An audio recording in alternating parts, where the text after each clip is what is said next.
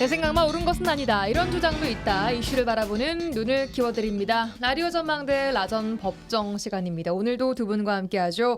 송하지 니겨라 부부변호사 어서 오십시오. 네, 안녕하세요. 네, 안녕하세요. 네. 한 주간 잘 보내셨습니까, 두 분? 잘 보내셨나요? 예. 이제 날이 좀 예. 더위가 한풀 꺾인 것 같아요. 비가 좀 많이 내리고 그러면서 맞아요. 한풀 꺾이고 이렇게 또 더울 때는 너무 덥다 막 이렇게 하다가도 더위가 또 이렇게 끝나나 좀 섭섭한. 약간 좀 그쵸? 네. 아, 저도 그래요. 갑자기 꺾이니까 약간 좀 섭섭한 기분이 들기도 합니다. 여름이 끝나가고 있습니다.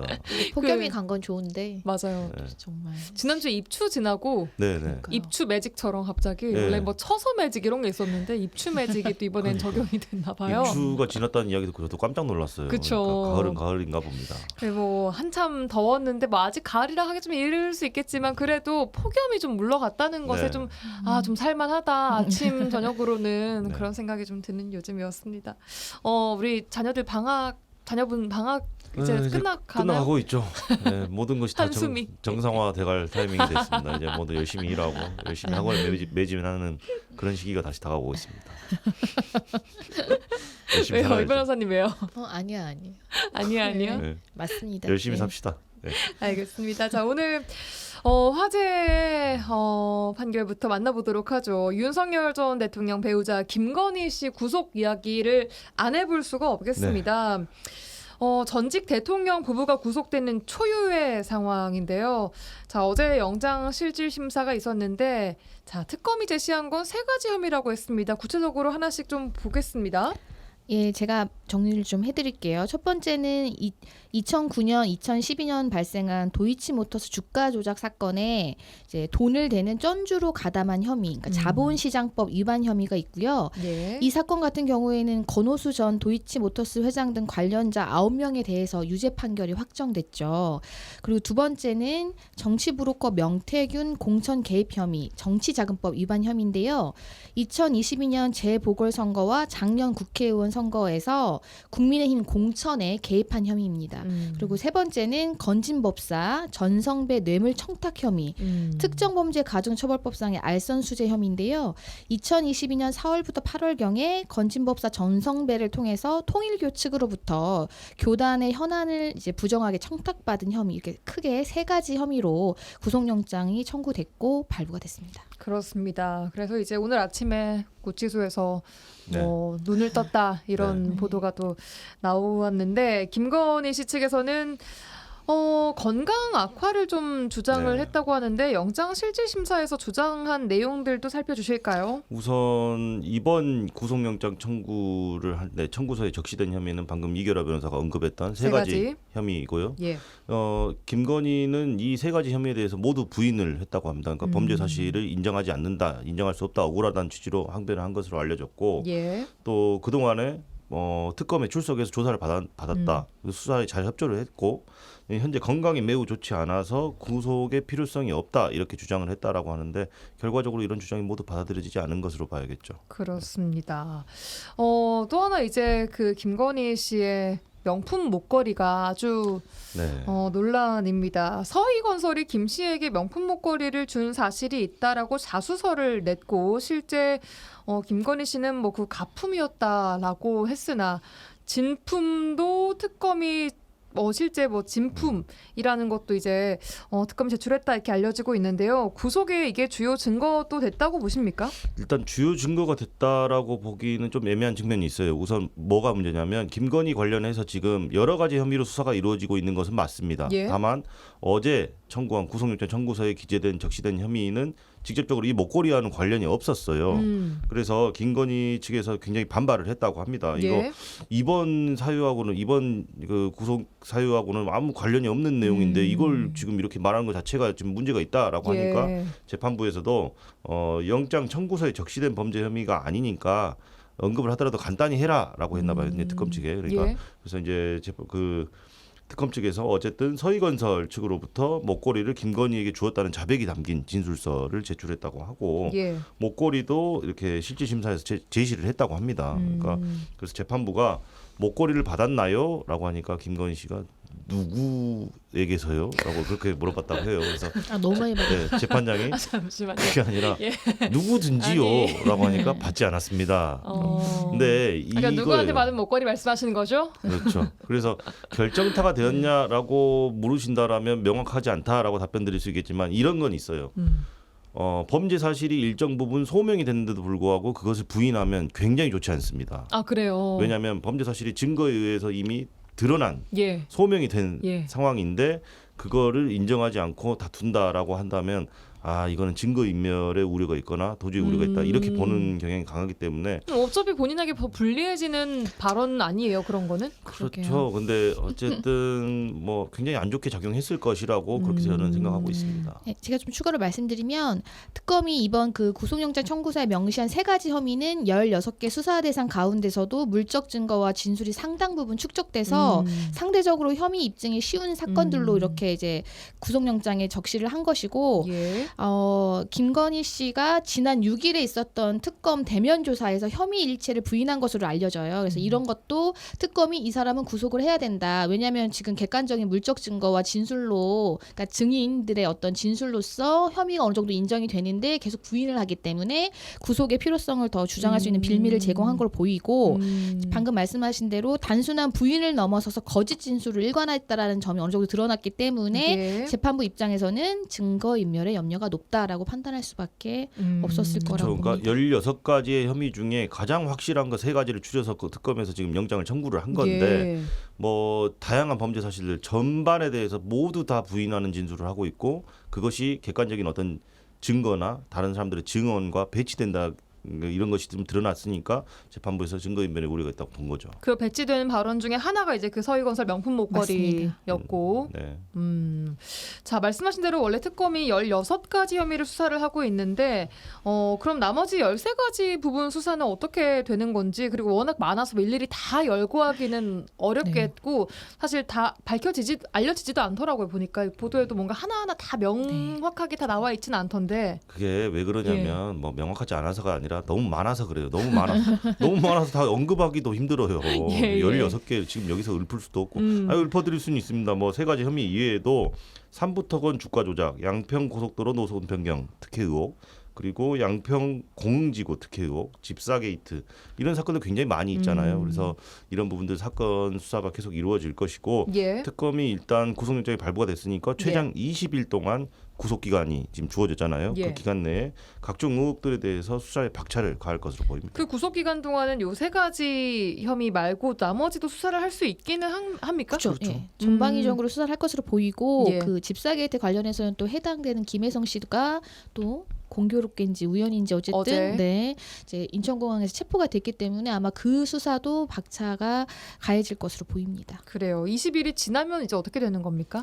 아마 이제 그 안에 기소를 할 것 같고요. 그래서 이제 또 이제 구속 기간은 또 이제 재판을 하면서 또 연장이 되니까요. 아마 그런 네. 수순으로 가지 않을까 싶습니다. 그렇습니다.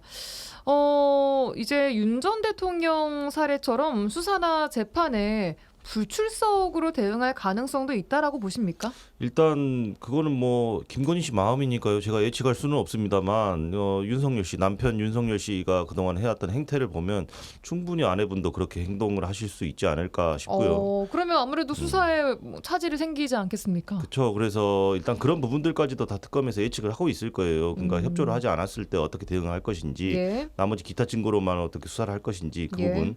그리고 이제 사실 좀 안타까운 건 윤석열이라는 사람이 검찰총장이기도 했고 전직 대통령이기도 하지 않습니까? 근데 지금 이렇게 안 좋은 선례, 그러니까 구속이 됐음에도 불구하고 수사에 협조하지 않을 수 있는 굉장히 안 좋은 선례를 지금 남기고 있는 건데 김건희 측에서도 아마 이렇게 협조를 하지 않을 가능성이 상당히 있어 보입니다. 예, 알겠습니다. 저 오늘 화제의 판결에서는 김건희 씨 구속에 대한 이야기 간략하게 좀 짚어봤고요. 저희 광고 듣고 와서 주제 토크로 넘어가 보도록 하죠. 수요일 코너 라전법정 함께하고 계십니다. 송하진, 이결아 변호사 두 분과 함께하고 계시고요. 자, 이제 주제 토크에서는 광복절 특별 사면 이야기를 좀 해볼까 합니다. 이재명 대통령이 조국 전 대표 부부와 최강욱, 윤미향 전 의원, 조희연 전 서울시 교육감 등 2,188명에 대해서 광복절 특별 사면 복권을 단행했습니다. 국민통합과 민생을 명목으로 사면을 했다라고 하지만 정치인들의 대거 사면을 두고 사면권 남용이다 이런 비판이 또 나오고 있습니다. 어제 저희 정치 한반 시간에서도 다뤄보긴 했습니다만 오늘 법적으로 조금 더 자세하게 짚어보겠습니다. 먼저 대통령의 특별 사면 복권 개념부터 법적으로 좀 짚어주실까요? 특별 사면이라는 거는 이제 형의 선고를 이미 받은 자에 대해서 나머지 형의 집행을 면제해 주는 걸로 이해하시면 되고 예. 복권이라는 것은 형 선고의 효력으로 인해서 상실되거나 정지된 자격이 있다고 한다면 그걸 회복시켜 주는 것입니다. 예, 그러니까 뭐 이게 피선거권이나 네, 또 뭐 선거권이나 공무원의 네, 맞습니다. 위치나 이런 네. 것들인 거죠. 자, 그리고 이 특별 사면이 있고 보니까 일반 사면이 있더라고요. 이게 어떻게 다릅니까? 네, 우선 일반 사면 같은 경우에는 그 대상이 죄를 범한 자라고 규정이 돼 있고 예. 특별 사면이나 감형의 경우에는 형을 선고받은 자라고 규정이 돼 있어요. 예. 그래서 일반 사면의 범위가 좀 더 넓은 거죠. 죄를 범한 자 중에는 아직 형을 선고받지 않는 자도 있을 것이고, 근데 이제 특별 사면의 경우에는 형을 선고받은 자의 대상으로 하는 거고요. 그리고 두 가지 그 가장 큰 차이점은 일반 예. 사면 같은 경우에는 국회의 동의가 필요한 절차고요. 특별 사면은 대통령의 고유 권한이기 때문에 국회의 동의가 전혀 필요가 없습니다. 예. 그리고 이제 복권이라는 개념은 형의 선고로 인해서 법령에 따른 어떤 자격이 상실되거나 정지된 것을 이제 회복시켜주는 그런 거죠. 대표적으로 선거권이나 피선거권이 있겠습니다. 예, 알겠습니다. 이 특별 사면 이번에 이제 이야기가 나오고 있는 것이 광복절 특별 사면, 광복절 특사 이야기일 텐데 대통령의 사면권 그러니까 대통령의 고유 권한이라고 하면 이 특별 사면을 이야기를 하는 걸 텐데 요게 헌법에 명시가 네. 되어 있다고요. 네, 맞습니다. 헌법 79조를 보면 1항에 대통령은 법률이 정하는 바에 의하여 사면, 감형 또는 복권을 명할 수 있다. 그리고 2항에는 일반 사면을 명하려면 국회의 동의를 얻어야 한다. 이런 이제 조항이 있어요. 그래서 예. 이거는 헌법이 보장하는 대통령의 고유 권한이라고 할 수 있습니다. 헌법에 들어가 있는 게 있고 뭐 사면법에 들어가 네, 있는 맞습니다. 법은 헌법에 우선 뭐라고 규정되어 있냐면 대통령은 법률이 정하는 바에 따라서 사면, 감형 또는 복권을 할 수 있다. 예. 그래서 헌법에 일단 그런 권리가 있다는 것을 일단 천명을 해놓고 예. 구체화시켜 놓은 것이 사면법 이렇게 이해를 하시면 되겠죠. 알겠습니다. 그만큼 헌법에까지 정해 놓을 정도로 중요한 네. 권한이다. 맞습니다. 라고 볼 수 있겠네요. 네. 뭐 이거를 이제는 어떤 분들은 옛날에 입헌군주제 뭐 이전에 원래는 왕한테 정권이 있었잖아요. 뭐 죄를 이제 벌하는 것도 왕의 권한이었고 그 풀어주는 사람의 죄를 것도, 풀어주는 것도 왕의 권한이었어요. 그래서 어떻게 보면 뭐 그거의 잔재다라고 이제 하는 이제 뭐 나중에 이제 뭐 대의제 민주주의가 되고 나서도 이러한 권한을 유지한 것은 어떤 이제 그것도 일정한 기능이 있기 때문에 아직 있는 것이다라는 의견이 있는데 예. 뭐 우리나라에만 있는 제도는 아니고 이제 뭐 대다수의 민주주의 국가에서도 사면은 다 있습니다. 근데 이제 그거를 어떻게 이제 절차를 하고 있는지는 좀 나라마다 조금씩 다른 모습으로 이제 진행되고 있는 것이죠. 알겠습니다. 이 대통령의 사면이 시기 그리고 요건이 좀 명확해야 될 것 같은데 어떻게 정해져 있는 게 있습니까? 그러니까 일반 사면 같은 경우에는 국회의 동의를 필요로 합니다. 일단 어떠한 특정한 범죄, 예를 들자면 경제사범 중에 뭐 절도범이라든지 생계형 예. 범죄라든지 이런 것들을 포괄적으로 해서 좀 감형을 해준다든지. 그러니까 이거는 일반 사면은 사면인데. 특정 인물은 아닌 거잖아요. 그렇죠. 네, 맞아요. 그래서 예. 그렇게 보시면 될 것 같고 특별 사면은 아까도 말씀드렸지만 국회 동의 같은 것이 전혀 필요 없고 대통령의 고유 권한이에요. 그래서 단독으로 행사할 수 있기 때문에 대통령에게 굉장히 뭐 정치적 책임이라든지 부담이 굉장히 예. 강하게 부여될 수밖에 없는 거고 예. 뭐 행사 대상이라든지 기준 한계 이런 것 관련해서 사실 명확한 규정은 없어요. 그러다 보니까 객관성과 공정성이 담보될 수가 없는 상황이고 자의적으로 어떻게 이걸 행사할 수 있는 그런 위험성도 내포돼 있는 거죠. 그래요. 그런데 이제 뭐 광복절이나 신년 같은 경우에 좀 전통적으로 예. 그 시기의 의미를 좀 살린다는 취지에서 대통령이 특히 광복절 특사 같은 것들을 쭉 단행을 해왔었잖아요. 네, 네. 뭐 기존에 이제 이전의 대통령들도 다 뭐 3.1절 특사, 8.15 광복절 특사, 아니면 뭐 크리스마스나 뭐 이런 어떤 좀 국가적으로 좀 중요한 어떤 그런 날에 이런 특사, 특별 사면을 이제 많이 뭔가 해왔죠. 자비를 베풀어야 될 것 같은 그런 뭐 이제, 이제 항상 날들. 메시지는 예. 뭐 국민 통합. 대통합 뭐 이런 메시지로 해서 이제 모든 정부에서 해왔던 것이죠. 그러니까 이게 뭐 어떤 시기에 무조건 할 수 있다, 혹은 어떤 요건을 갖춰줘야만 특별 사면을 해줄 수 있다라는 것이 정해진 것은 없다라는 없습니다. 거죠. 특별 사면 네. 관련해서는 없어요. 그래요.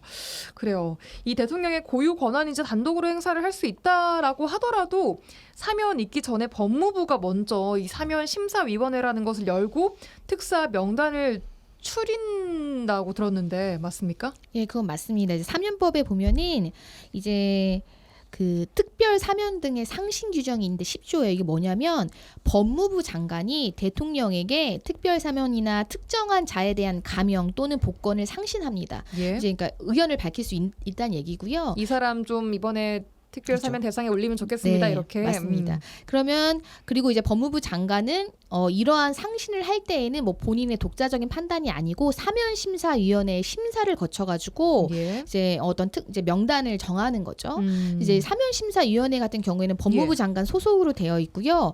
여기에는 위원장을 포함해서 9명의 위원으로 구성이 되는데 위원장은 법무부 장관이 위원장이 되는 예. 것이고 공무원이 아닌 위원을 4명 이상 무조건 위촉하도록 되어 있습니다. 그래서 이제 이 사면심사위원회에서 이번에 8.15 광복절에 예를 들어서 어떤 이제 사면을 하려고 한다. 그럼 이제 사면 대상이 되는 사람들을 이제 추리는 거죠. 예. 그래서 이거를 대통령에게 상신하는 겁니다. 이제 대통령이 이제 그거에 대해서 최종적으로 결정을 하게 되는 것이죠. 이 추리는 과정도 궁금해요. 일단 사면심사위원회가 그냥 아무나 무작위로 랜덤으로 하는 건 절대 아니고요. 예. 이 특별 사면을 신청할 수 있는 사람들이 있어요. 그러니까 대표적으로는 검찰총장이 직권으로 할 수도 있고 예. 아니면은 검사의 보고, 그러니까 형의 집행을 지휘한 검사의 보고, 그리고 또 마지막으로는 수용자가 수감되어 있는 교정시설의 장, 그러니까 교도소장이 될 수 있겠죠. 이런 사람들의 보고에 의해서 법무부 장관에게 특별 사면이나 뭐 감형을 상신할 것을 신청할 수 있습니다. 그래서 이렇게 일단 신청을 먼저 받아가지고 그 중에서 이제 추려내는 거죠. 예. 이런 그럼 이번에 단행된 2천여 명 전부 다 이런 식으로 이렇게 과정을 그렇죠. 거쳤다라는 거죠. 그게 그렇다고 봐야겠죠. 네. 이게 뭐 대통령실에서 갑자기 독단으로 결정한 것은 아니고 예. 이런 사면심사위원회에서 어느 정도 명단을 추리고 이것이 이제 대통령에게 상신이 된 거고 그거를 이제 대통령이 최종적으로 이제 결정을 한 것이죠. 알겠습니다. 자, 특사 대상으로 최종 결정이 된다라고 해도 뭐 아까 말씀하신 복권도 있고 사면도 있고 감형도 있고 이게 어떤 차이를 두고 결정을 하는 거예요, 이게? 어려운 내용은 아니에요. 쉽게 생각하시면 특별 사면 같은 경우에는 형의 집행이 면제됩니다. 그러니까요. 형이 선고됐던 기왕의 사실이 없어지는 건 아니에요. 근데 예. 자녀 형기가 남아 있다라면 형의 예. 집행이 면제되니까 당연히 바로 출소하는 거죠. 예. 그리고 특정한 자에 대해서 감형을 하기도 해요. 그러니까 형의 집행을 감형하는 거죠. 예를 들어서 한 3년 정도 남아 있는데 뭐 1년 정도로 단축해 준다든지 그런 형태로도 가능하고요. 예. 그리고 이제 복권은 아까도 말씀드렸지만 형 선고, 특히 정치인들 같은 경우에는 어떤 징역형 선고를 받으면 피선거권이나 선거권이 박탈되지 않습니까? 맞아요. 이런 게 만약에 복권이 되면 뭐 정지된 자격이 다시 다 회복이 되는 거죠. 그렇습니다. 자, 특히 이제 사면 때마다 논란이 되는 것이 정치인들의 사면입니다. 어떤 논란들이 좀 있어 왔는지 정리를 좀 해볼까요? 어떻게 보면 참 간략하게. 부끄러운 역사일 수 있는데요. 전두환, 노태우 이제 전 대통령들이 내란, 반란 등의 혐의로 전두환 같은 경우는 무기징역형, 노태우는 징역 17년형을 선고받았지만 김영삼 전 대통령이 한 구속된 지 한 2년 뒤에 이들을 특별 사면해줬고 박근혜 전 대통령 같은 경우에도 국정농단 혐의로 징역 22년형이었었나요? 그때 그렇게 선고가 됐었는데 결국 한 약 4년 8개월 만에 문재인 대통령이 특별 사면했었고 또 이명박 대통령 같은 경우에도 징역 17년형 선고 받았지만 윤석열 전 대통령이 한 약 2년 2개월 만에 또 특별 사면했습니다. 이게 어떻게 보면 대통령인데 제가 지금 뭐 이제 대통령 사례만 말씀을 드렸지만 사실은 뭐 이제 주요 정치인들에 대해서도 뭐 이제 김경수 지금 전 경남지사에 대해서도 처음에는 이제 사면을 받아서 이번에 사실은 이제 그 피선거권 이런 게 회복이 된 것이잖아요. 그래서 뭐 대통령 전직 대통령들뿐만 아니라 주요 정치인들에 대해서 이런 특별 사면은 매번 특별 사면 얘기가 나왔을 때마다 포함이 됐었습니다. 그래서 이것이 이제는 뭐 여야 이제 어떤 정치인들의 사람들에 대한 뭐 통합, 뭐 나아가서 이런 통합을 위해서 뭐 사회적인 어떤 통합의 어떤 그런 명분으로 이제 이루어졌었죠. 예, 알겠습니다. 좀 부끄러운 뭐 우리나라의 역사이기도 한 것 같고 그러니까 뭐 그렇게 높으신 분들이 나쁜 범죄를 저질러서 구속됐다는 것도 굉장히 부끄러운데 여기서 이제 한 가지 주목할 만한 부분은 이렇게 높으신 분들은 나쁜 범죄를 저지르고 뭐 금방 나오고. 굉장히 어떤 높은 형을 선고받아도 얼마 안 있다가 나온다 이런 감정이 자꾸 국민들이 드는 거죠. 그러게요. 자, 일단 사면 복권되면 곧바로 선거권, 피선거권이 주어지게 되는 겁니까? 네, 즉시 회복되는 거죠. 그래서 선거권이나 피선거권이 박탈됐던 사람이 복권되는 순간 다시 이제 생기는 거고 향후에 이들 어떤 선거라든지 공무원이 될 수 있는 자격이라든지 이런 거 다 회복하는 거죠. 예, 이 정치인들 외에도 재벌 총수나 경제사범을 사면시키는 데 있어서도 형평성 측면에서 좀 비판 여론이 높습니다.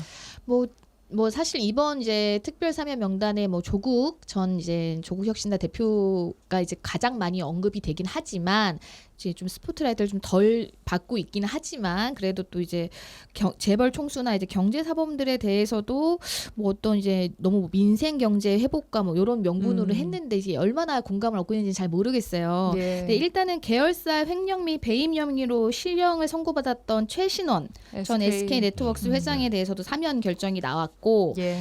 박근혜 전 대통령 국정농단 사건과 관련돼서 그 뭐 최지성 전 삼성전자 미래전략실장, 뭐 장충기 전 미전시 차장 뭐 이분들에 대해서도 복권 결정이 나왔습니다. 예. 그래서 이거에 대해서 이것이 지금 민생 경제를 회복하고 뭐 나아가서 우리나라 어떤 경제를 회복하는 데 있어서 이 사람들에 대한 뭐 사면 및 복권이 어떤 의미가 있는지에 대해서는 정치권에서도 좀 이제 의문을 표시하는 그런 견해들이 또 좀 나오고 있는 것 같고 또 일반 국민은 말할 것도 없죠. 그렇습니다. 뭐 아까 말씀하신 정치인들의 사면 사례를 통해서 본 것처럼 뭐 무기징역을 선고받았는데도 사면이 되고 이런 경우들이 있지 않습니까? 그래서 최근에는 대통령의 사면권 대상에 외우, 내란의 죄를 범한 경우에는 사면권 대상에서 제외하자라면서 용해인 의원 등이 사면법 일부 개정안을 또 냈더라고요. 네, 이런 걸 좀 막아보자라는 거 아니겠습니까? 그렇습니다. 이런 문제들을. 자꾸 이제 비판의 목소리가 높아지니까 그에 따라서 어떤 개정안도 나오고 이런 거 있는 건데 예. 일단 용해인 기본소득당 의원이 낸 그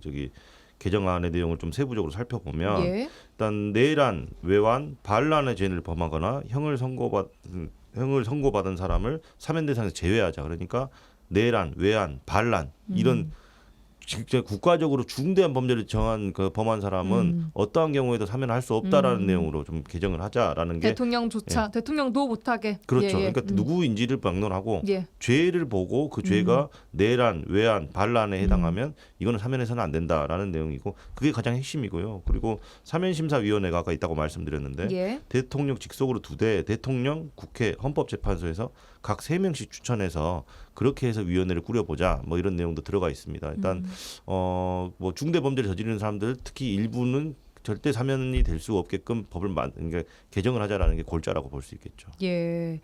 대통령의 사면권을 손을 이렇게 대려면 좀 개헌을 해야 되는 거예요? 이거는 일단은 만약에 대통령 사면권 자체를 만약에 폐지해야겠다라는 어떤 그런 사회적인 합의가 이제 많이 형성이 됐다라고 하면은 개헌을 할 수밖에 없겠죠. 왜냐하면 그러니까 지금 존폐를 할 때. 네, 맞아요. 헌법에 조항이 있기 때문에 그런데 뭐 구체적인 사면권을 어떻게 뭐 예를 들어 횟수를 제한한다거나 아니면 뭐 이것처럼 그런 요건을 더 것처럼. 엄격하게 정한다거나 할 때는 지금 사면법 개정안으로도 이제 충분히 가능할 것으로 구체적인 보입니다. 대상이나 뭐 시기, 뭐 요건 이런 것들을 강화시키는 건 법률의 개정으로 가능한데 사면권 자체를 없앤다라고 하려면 그건 헌법 개정해야죠. 당연히 헌법에 나와 있는 권리를 없애는 건데요. 네. 사면권의 존치 자체에 대한 이 두 분의 생각도 좀 궁금합니다. 법조인들은 어떻게 보고 있는지. 근데 이제 법조인이라기보다도 사실은 순수하게 법조인의 관점에서 본다라면은 예. 국가 사법 시스템을 초월하는 어떠한 그러니까요. 권한이나 권능 같은 거잖아요. 그래서 일정 부분 국민들의 법 감정하고는 상당히 괴리가 있을 수 있다라는 점이 좀 우려의 포인트고 또 하나 걱정되는 건 굉장히 어떤 요건이나 뭐 한계가 없다라고 했잖아요. 특별 사면 같은 경우에는 그러니까 대통령이 굉장히 뭐 당연히 부담은 있겠죠. 정치적인 부담은 있겠지만 자의적으로 행사할 수 있는 어떤 그런 요소도 있기 때문에 일반 국민들의 법 감정하고는 상당히 괴리가 있을 수 있다라고 저는 일단 생각이 됩니다. 근데 이제 직답을 피하시네요. 네. 저는 사면권 자체는 있어야 된다고는 생각해요. 왜냐하면 물론 우리가 이제 사법의 기능은 뭐 이제 삼권 분립의 원리에 의해서 따로 정해져 있죠. 근데 예. 그거를 행정부의 수반인 대통령이 이제 그걸 면해주는 거긴 해서 하지만 사법부도 또 인간이 하는 일이기 때문에 그 재판이 항상 옳은 것은 아닐 수도 예. 있고 어떤 정치적인 영향이 있을 수도 있기 때문에 대통령의 이런 고유 권한 자체를 폐지하는 것은 아닐 것 같고 물론 이제 그 요건을 너무 이제 광범위하게 이런 부분에서 아마 해결을 해야 될 것 같고 아까 그 용해인 의원이 당사자가 특별 사면이나 감형을 신청할 수 있는 내용도 그 개정안에 담았다고 해요. 지금 아까 보면 뭐 검찰총장이나 이런 사람들이 좀 이런 거를 할 수 있다고 했잖아요. 근데 내가 당사자예요. 그럼 나에 대해서도 특별 사면을 해달라 이런 신청도 가능하게 하고 피해자가 있는 경우에는 그들의 의견도 청취할 수 있도록 그리고 그 재판을 담당했던 재판부의 의견도 청취하도록 하는 이런 개정을 담았다고 하거든요. 그래서 이런 이런 사면권 제도 자체를 없앤다기보다는 이거가 자꾸 너무 자의적으로 뭐 마치 뭐 표심 나눠주기처럼 뭐 행사되는 것이 아니냐 아니면은 좀 어떤 그냥 뭐 보은의 내편 사면 뭐 그렇게 되는 시켜주는 거 거 아니냐 아니냐. 이런 비판을 면하려면 그 요건을 더 엄격하게 하거나 아니면은 이제 그 사면심사위원회 구성을 이제 다양하게 해서 이제 그런 어떤 비판이 없게 해야 하는 것이 맞지 않나 싶어요. 예, 그럼 말씀하신 것을 좀 정리를 해보자면은 이런 대통령 특별사면이 여러 가지 형평성, 공정성 시비에 휘말리지 않게 하기 위해서 여러 가지 좀 보완할 점이 필요하다라고 받아들여도 될까요? 그렇죠. 예. 사면권 자체를 없앤다라는 그런 극단적인 주장을 하기보다는 현재 있는 사면권 그 사면의 제도를 그러니까 사면법이라든지 지금 개정을 통해서 좀 더 구체적으로 세밀화시키고 어떤 논란의 소지가 좀 더 적은 방향으로 가게끔 제도를 개선하는 것이 낫지 않겠느냐라는 예. 겁니다. 예, 알겠습니다. 오늘 두 분과 함께 또 사면 이야기까지 나눠봤습니다. 여기까지 듣겠습니다. 아전법정 송하진 이결아 변호사 두 분과 함께했습니다. 오늘도 고맙습니다. 네, 감사합니다. 감사합니다.